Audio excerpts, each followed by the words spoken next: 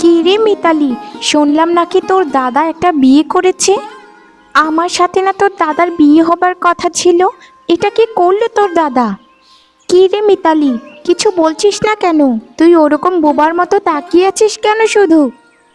আমার এখানে কিছু করার আছে কমল দিদি, তুমিই বলো।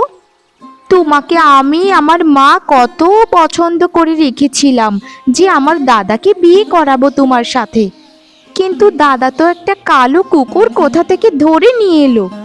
জানো তুমি কমল দিদি, জানো? কি জানবো বলতো? তুই কি আমাকে কিছু বলিস নাকি? বলতো, ওই মেয়েটা কেমন দেখতে? কালো মানে কেমন কালো? কতটুকু কালো দেখতে? পাতিলের কালি দেখেছো কমল দিদি? সেই পাতিলের কালির মতো, চেহারাটা একদম কুকুরের মতো দেখতে। ছি ছি ছি, এরকম একটা মেয়েকে আমি কখনোই বৌদি হিসেবে মেনে নিতে পারবোই না। এ কি বলছিস রে তুই? এটা কি করে সম্ভব? তোর দাদা না খুবই সুন্দর, তাই এরকম একটা মেয়েকে কি করে বিয়ে করলো তোর দাদা, সেটাই তো আমি বুঝতে পারছি না। ছি ছি ছি ছি ছি, তোরা কিছু বললি না এখনো? আমার মা আর আমি মিলে ওই কালিটাকে না একদম খাটিয়ে খাটিয়ে আধমরা করে রাখি প্রত্যেক দিন। বাহ বাহ, তোর কথাটি শুনে না একটু ভালো লাগছে। শোন, ওই মেয়েটাকে তাড়াতাড়ি বাড়ি থেকে বের কর, আমি তোর দাদার কাছে খুব তাড়াতাড়ি আসবো। তুই কত সুন্দরী একটা মেয়ে, তোর সাথে থাকবে সুন্দরী একজন বৌদি, না হলে তোর কি বিয়ে হবে বল? শোনো কমল দিদি, তোমাকে একটা কথা বলে রাখি, ওই কালিটার জন্য যদি আমার বিয়ের কোনো সমস্যা হয়, তাহলে দেখবে ওর একদিন কি আমার একদিন, ওকে ওই পচা পুকুরে ফেলে না আমি মেরে ফেলবো। আরে বোকা, ওই কালী বৌদিকে দেখে না কেউই তোকে বিয়ে করতে চাইবে না রে।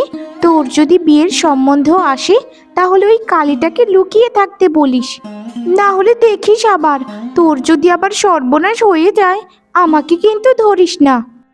আচ্ছা শোন, আমি তাহলে বাড়িতে যাই, তুইও বাড়িতে চলে যা।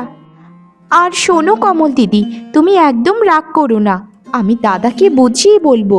আর মা তো তোমার জন্য খুবই পাগল, খুব তাড়াতাড়ি তোমাকে আমি আমার দাদার জন্য নিয়ে যাব। এখন তুমিও বাড়িতে যাও কেমন?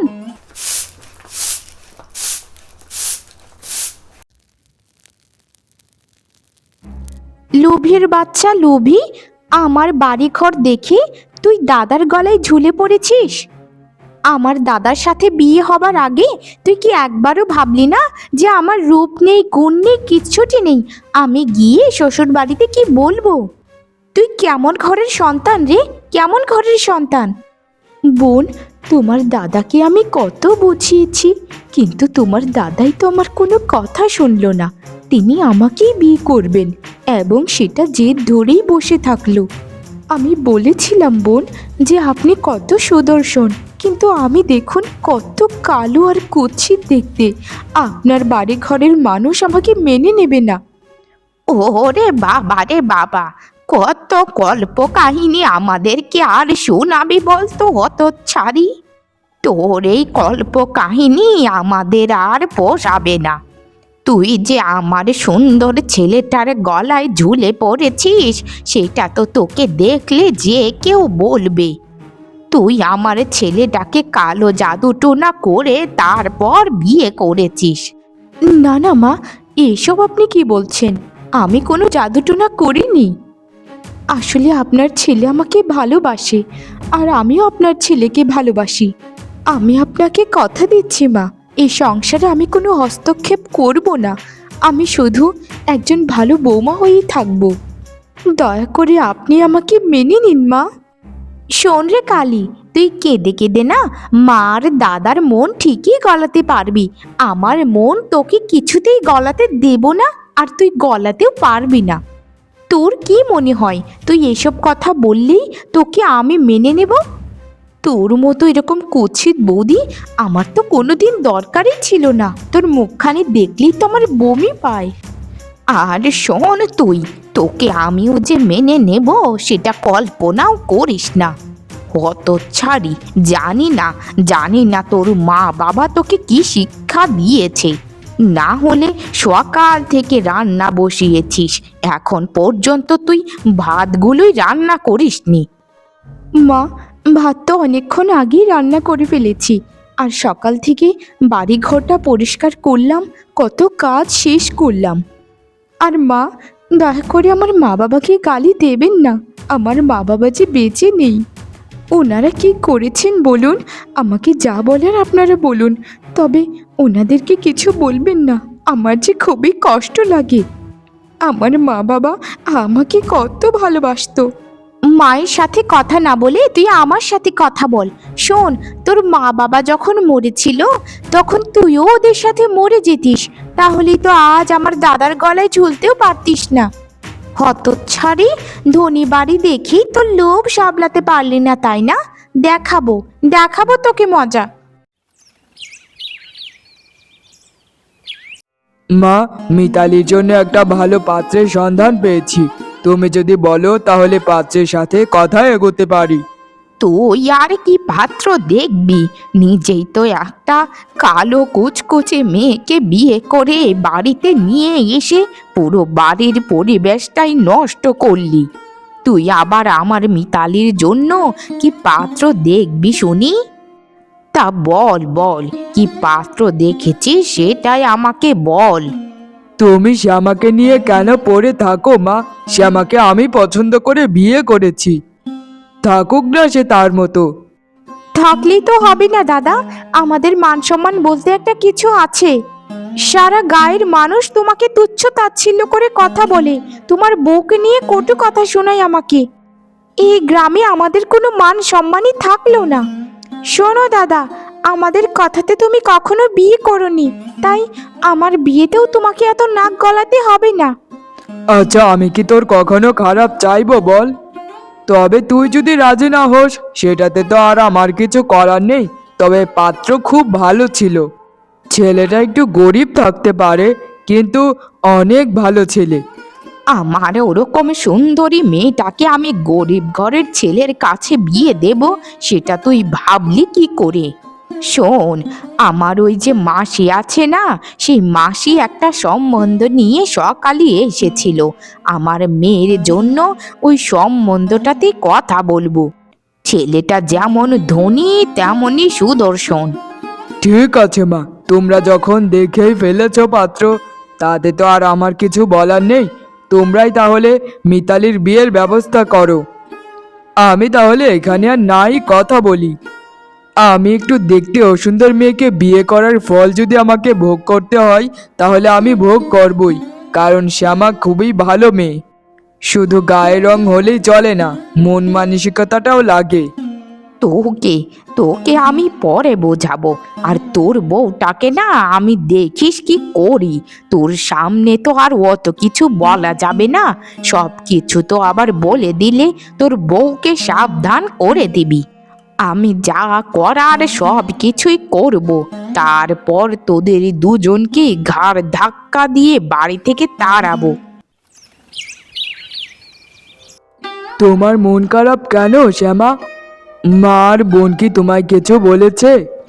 আর তুমি কি খাওনি? না না গো, ওরকম কিছু নয়। আমি তো দেখতে কালো, তাই আমাকে কিছু বললেও আমি কিছু মনে করি না, কারণ ছোটবেলা থেকেই এই কথাগুলো আমি শুনে আসছি। তাদের বলতে দাও না গো, বললে তো আর কেউ মরে যায় না। শ্যামা, তুমি অনাথ, তোমার বাবা মা কেউ নেই।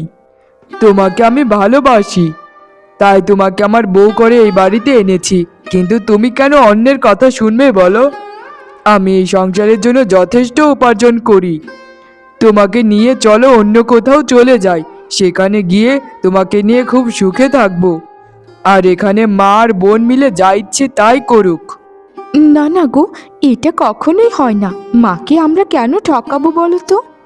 মা তার পেটে তোমাকে ধারণ করেছেন, ছোটবেলা থেকে লালন পালন করে বড় করেছেন। তাকে ছেড়ে তুমি কেন চলে যাবে বলো? আমরা মায়ের সাথেই থাকি না। আসলে শ্যামা, তোমাকে আমি যতটা ভালো মনে করতাম, তুমি আর থেকে হাজার গুণে ভালো। তোমার মতো এরকম বউ পেয়ে আমি সত্যিই ধন্য। চলো শ্যামা, আমরা দুজন মিলে একসাথে খাই। খাওয়া দাওয়া পরে কর দাদা, আগে আমার কথাটা শোন। শোন দাদা, কালকে আমাকে দেখতে আসবি পাত্রপক্ষ। তোর বউকে বলিস যেন পাত্রপক্ষের সামনে না আসে, তাহলে কিন্তু আমার বিয়ে ভেঙে যাবে। এরকম কালিঝুলি বউ দেখলে না আমার শাশুড়ি মা একেবারে দৌড় দেবে। না না বোন, তুমি কোনো চিন্তা করো না। আমি তোমার স্বামী আর শাশুড়ির সামনে কখনোই যাব না। আমি লুকিয়ে থাকবো। আমি চাই না আমার জন্য তোমার কোনো ক্ষতি হোক। এটা তোমার দাদাকে বলতে হবে না। আমি তোমার কথা বুঝে নিয়েছি বোন, কারণ এই সংসারের সকল মানুষ সৌন্দর্য খোঁজে।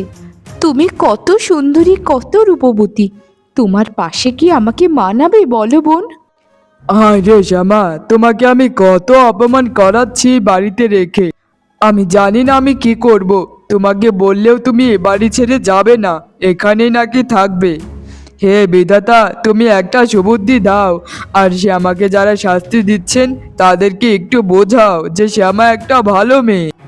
আর তোমরা কোনো চিন্তা করো না, পাত্রপক্ষ দেখতে আসার আগেই আমি সব কিছু গুছিয়ে রেখে দেব।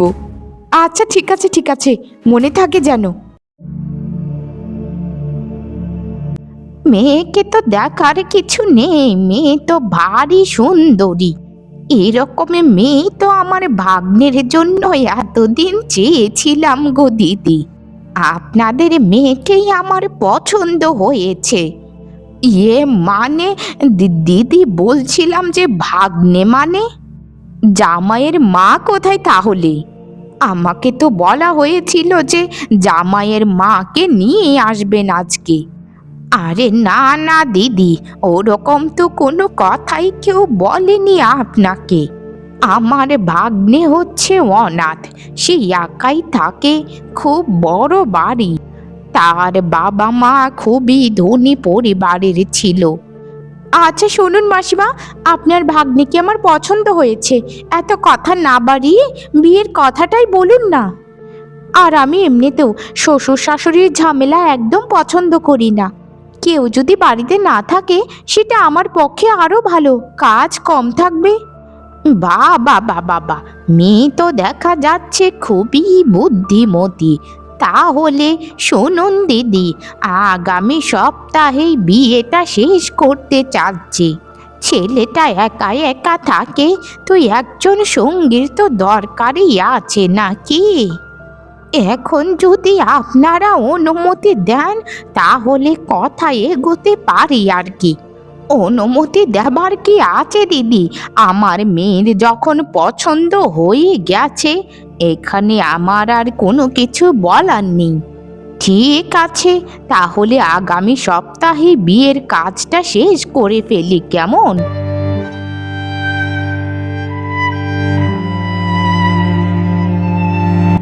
ওরে বাবা রে বাবা, কে কে কে রে তুই?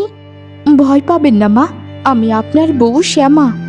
বিয়ের পর থেকে মিতালিকে আমি নিজের বোনের মতোই ভেবেছি। আজ তো তার বিয়ে, তাই তাকে দেখতে যাব বলে আমি মাথায় এরকম ঘোমটা টেনেছি। এসব কি তুই বলছিস রে? তুই মাথায় ঘোমটা টেনে যদি আমার জামাইয়ের সামনে যাস, যদি জামাই কিছু উল্টো পাল্টা ভেবে বসে, তারপর তুই কি উত্তর দিবি বলতো? আপনি সেটা চিন্তা করবেন না মা, আমি দেখে নেব। দয়া করে শুধু আমায় একটু অনুমতি দিন, আমি যেন মিতালির সাথে একটু দেখা করতে পারি। আপনি তো জানেনই মা, আমার মা বাবা যেমন নেই, তেমন আমার কোনো সহোদর ভাই অথবা বোন কেউ নেই। শ্যামা, আর মাকে কিছু বলতে হবে না। তুমি এখনই যাও, মিতালির সাথে শেষ দেখাটা করে আসো। আজকের পর থেকে তো অন্যের বউ হয়ে যাবে সে। যাও শ্যামা যাও, তুমি যাও মিতালির কাছে। আচ্ছা আচ্ছা গো, তাহলে আমি এক্ষুনি যাচ্ছি। মা মা, আমি যাচ্ছি মিতালির কাছে। আচ্ছা ঠিক আছে, তাহলে যা, কেমন? আরে কে আপনি? এরকম ঘুমটা টেনে এসেছেন কেন এখানে? ঘুমটাটি খুলুন, দেখি আপনি কে। আমাকে দেখলে ভয় পাবেন সাহেব, আমি খুবই কুৎসিত দেখতে। আমি আগে মিতালি দিদিদের বাড়িতে কাজ করতাম। আজ শুনেছি মিতালি দিদির বিয়ে, তাই ছুটে এলাম তাকে দেখার জন্য। আচ্ছা আচ্ছা আচ্ছা, ঠিক আছে ঠিক আছে, তাহলে তুই যা এখান থেকে, কেমন? আমাকে তো দেখে নিয়েছিস। আসলে জানো, ও অনেক কুৎসিত দেখতে, তাই মানুষের সামনে সে মুখটা কাউকে দেখায় না। হ্যাঁ মিতালি দিদি, আপনি একদম ঠিক কথা বলেছেন। আপনার জন্য আমার সবসময় আশীর্বাদ রইল। আপনি যেন সংসারে সারা জীবন সুখী থাকতে পারেন, এই প্রার্থনাই আমি করি। আমার জীবনটা তো জানিনি আপনি কেমন ছিল। আমি চাই না আমার জীবনের মতেও যেন আপনার জীবনটা হোক কোনোদিন। এই অসভ্য মেয়ে, তুই কি আমাকে অভিশাপ দিচ্ছিস নাকি আশীর্বাদ করছিস? আমি তোর মতো ওরকম কুৎসিত নই যে আমার স্বামী আমাকে ছুঁড়ে ফেলে দেবে। তোর সংসারে শান্তি কেন নেই তুই তো ভালো মতোই জানিস, কারণ তোর তো আমার মতো রূপ নেই রে হতচ্ছাড়ি। আমার স্বামী দেখিস আমাকে কি সুন্দর ধোয়া তুলসী পাতা করে রাখে, কারণ আমার রূপ আছে। তোকে বিয়ে করেছি কি তুই বসে বসে খাওয়ার জন্য নাকি? শোন মিতালি, তোকে বিয়ে করার সময় আমি একটা টাকাও নেইনি, কিন্তু এখন আমার টাকার প্রয়োজন। তাড়াতাড়ি তোর বাপের বাড়ি থেকে 1,00,000 টাকা নিয়ে আয়। আমার মতো সুন্দরী মেয়ের সাথে তোমার এরকম বাজে ব্যবহার করতে লজ্জা করছে না? আর 1,00,000 টাকা আমি কোথা থেকে আনবো? জানো কটা নোটে 1,00,000 টাকা হয়? শোন হতচ্ছাড়ি, তোর সৌন্দর্য নিয়ে তুই বসে থাক। আমি তো অত সুন্দরী টুন্দরী পছন্দ করতাম না, তোকে বিয়ে করেছিলাম তোর টাকার জন্য। এখন আমার টাকা লাগবে, তাড়াতাড়ি তোর বাপের বাড়ি থেকে টাকা নিয়ে আয়, না হলে কিন্তু খুব বড় বিপদ হয়ে যাবে তোর জন্য। আমি বলেছি যখন টাকা আনবো না তো আনবো না, যা ইচ্ছে তুমি তাই করে নাও। আমার বাড়িতে কি আছে না আছে সেটা আমি সব থেকে ভালো জানি, বুঝেছো? টাকা নেই, নিজে উপার্জন করে তারপর টাকা আনো গিয়ে। তুমি তো দেখা যাচ্ছে একটা লোভী ব্যক্তি। চুপ কর, লুবির কি দেখেছিস রে আমাকে? আমার টাকা দরকার, আমি ব্যবসা চালু করব, তাই 1,00,000 টাকা দিলে তবেই তোর সাথে আমি কথা বলবো, না হলে তুই একঘর হয়ে থাক।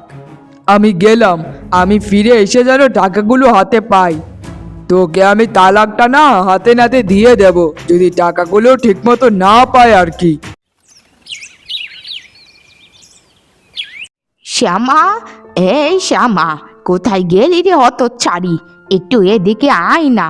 সকাল থেকে যে না খেয়ে বসে আছি, তোর কি খাবার দেওয়ার কথা মনে নেই?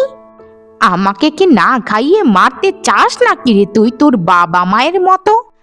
না না মা, এরকম অলক্ষণে কথা কখনোই বলবেন না। আপনিও তো আমার মা, আপনাকে আমি কেন মারার চেষ্টা করব বলুন?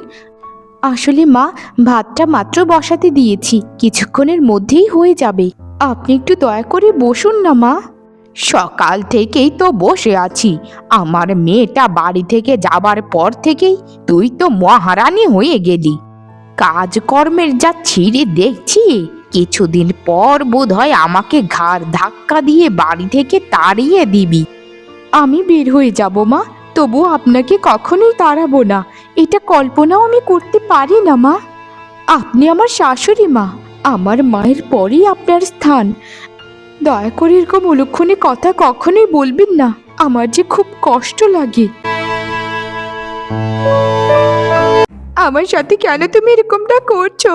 আমি তো বলেছি অত টাকা আমার বাপের বাড়ির মানুষ দিতে পারবে না।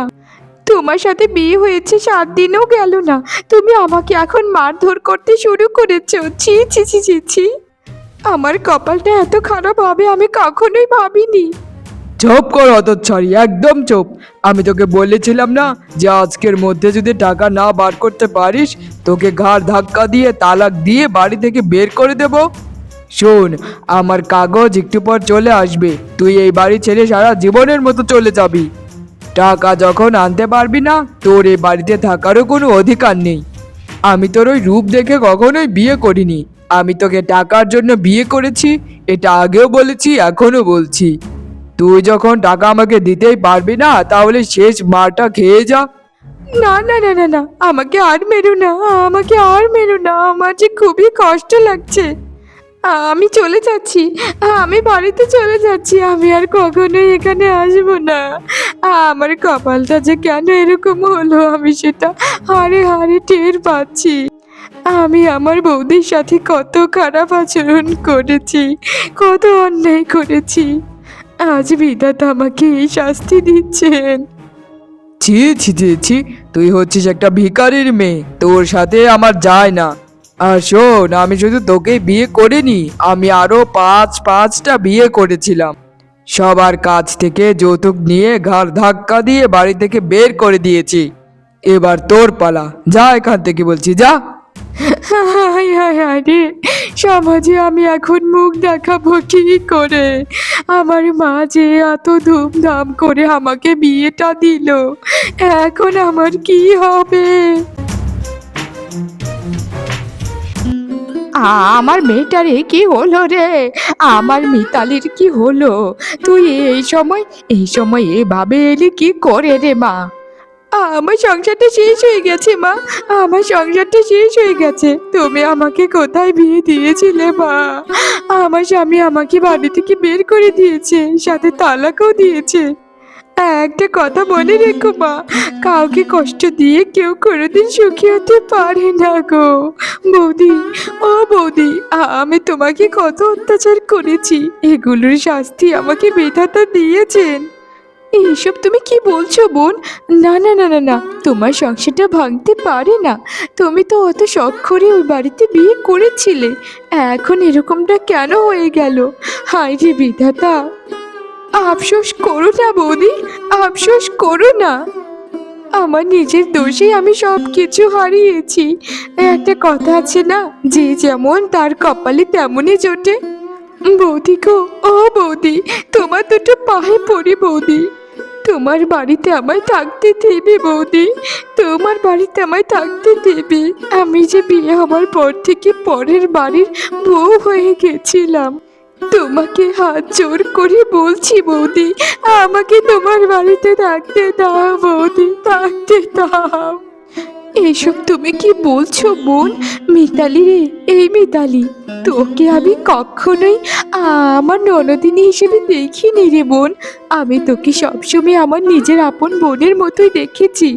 তোকে আমি ঠিক আমার বোনের মতোই ভালোবাসি। আর এটা আমার বাড়ি কেন হতে যাবে বল? এটা তো তোর বাড়ি, তোর পিতার বাড়ি, তোর ভাইয়ের বাড়ি, তোর বৌদির বাড়ি, তোর মায়ের বাড়ি। এখন থেকে তুই আমাদের সাথেই থাকবি বোন। আর আর তুই পড়াশোনাটাও করবি। যখন তোর আবার বিয়ের সময় হবে, তখন আমরা ভালো ছেলে দেখি তোকে বিয়ে দেব। তুই ততদিন পর্যন্ত একটু বৌদির কথা মতো শুনে চল বোন। বৌদি গো, ও বৌদি, তোমাকে আমি কত কিছু বলেছি, আর না জানি কত কষ্ট তুমি পেয়েছো। আমি জানতাম না, আমি জানতাম না তুমি যে এত ভালো একটা মেয়ে। আমাকে মন থেকে ক্ষমা করে দাও বৌদি, মন থেকে ক্ষমা করে দাও। আমার পাপের শাস্তি আমি পেয়ে গেছি, আমি পেয়ে গেছি। আমার সংসার ভেঙে গেছে।